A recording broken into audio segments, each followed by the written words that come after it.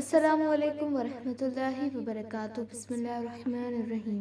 ए मोहम्मद सल्लल्लाहु अलैहि वसल्लम उन्हनि खे चओ त जेकी ज़ीनत या सींगार ऐं खाइण पीअण यानी रिज़्क जूं पाक शयूं अल्लाह पंहिंजे बाननि लाइ पैदा कयूं आहिनि उहे कंहिं हराम कयूं आहिनि। चओ त उहे नेमतूं मोमिननि लाइ दुनिया जी हयातीअ लाइ आहिनि ऐं क़यामत ॾींहुं त ख़ासि करे मोमिननि लाइ ई हूंदियूं। अहिड़ी तरह सां तफ़सील सां ॻाल्हियूं उन्हनि माण्हुनि लाइ बयान करियूं था जिन खे इल्म ऐं ॼाण आहे। ए पैगंबर सल्लल्लाहु अलैहि वसल्लम चओ त बेशक मुंहिंजे रब जेको कुछ हराम कयो आहे उहो हीअ आहे त बेहयाई ऐं बेशर्मीअ जूं ॻाल्हियूं या कम पोइ खणी उहे ज़ाहिर हुजनि या लिकियल सभु गुनाहनि वारियूं हरकतूं या कम नाहक ज़ुल्म ऐं ज़्यादती।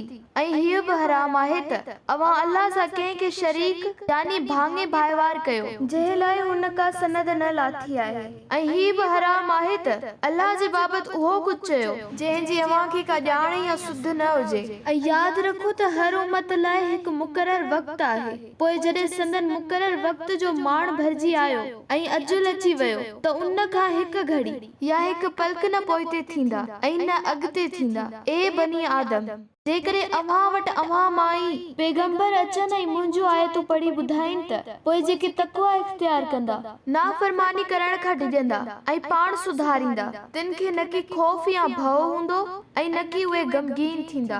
पर जिन असांजी आयतुनि खे कूड़ो कयो ऐं उन्हनि जे क़बूल करण खां तकबर सरकशी कयायूं से दोज़खी आहिनि ऐं उहे मंझि हमेशा रहण वारा आहिनि। पोइ उन खां वधीक ज़ालिम यानी नाशुक्रो ऐं बेक़दर केरु थी सघे थो जेको अल्लाह ते कूड़ो ठाहे या संदसि आयतुनि खे कूड़ो करे। पर पोइ बि जेको लोहे महफूज़ में संदन नसीब में लिखियल आहे उहो बहरहाल खेनि मिलंदो रहंदो। ताजो जॾहिं असांजा कासिद यानी मलाइक संदन साह कढण ईंदा त पुछंदा त अल्लाह खे छॾे जिन खे अवी पुकारींदा हुआ उहे अॼु किथे आहिनि तॾहिं चवंदा त उहे अॼु असां खां गुम थी विया ऐं पंहिंजे पाण ते शाहिदी ॾींदा त बेशक हू हक़ जा मुनकर यानी काफ़िर हुआ। अल्लाह ताला फरमाईंदो त उन्हनि जमायतुनि सां गॾु जहन्नम जी बाहि में दाख़िल थियो जेकी तव्हां खां अॻु जिन्ननि ऐं इंसाननि मां गुज़री चुकियूं आहिनि। पोइ जॾहिं बि का जमायत बाहि में दाख़िल थींदी त पंहिंजी संगत वारी टोलीअ ते लानत विझंदी दाख़िल थींदी।